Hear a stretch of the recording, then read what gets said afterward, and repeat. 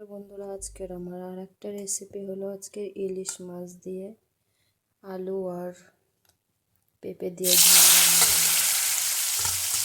আর প্রথমে আলু আর পেঁপেটা ভেজে নিচ্ছি।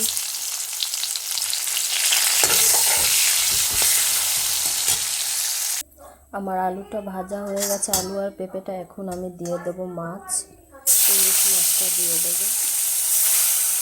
আর এটা হচ্ছে পমফ্রেট মাছ। মাছটা ভাজা হতে থাক। মাছটা আমার ভাজা হয়ে গেছে, এখন আমি মাছটা তুলে নেব।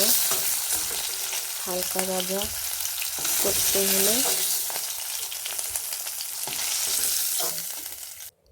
এখন আমি ফোড়ন দিয়ে দিলাম। মাছটা আমার হালকা ভাজা হয়ে গেছে। হালকা ভাজা দিলে মাছটা ভালো লাগে খেতে। এবার হলুদ দিয়ে দেবো, হালকা লঙ্কার গুঁড়ো দিয়ে দেবো। এখন আমি মাছের পেঁপেটা দিয়ে দেবো। মাছে লবণ দেওয়া ছিল, অল্প একটু লবণ দিয়ে দিয়েছি। এখন আমি জল দিয়ে দেবো স্বাদ মতো।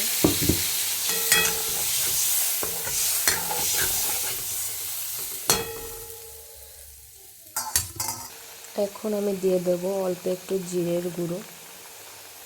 হালকা পাতলা মাছটা রান্না হবে পেঁপে আর আলু দিয়ে।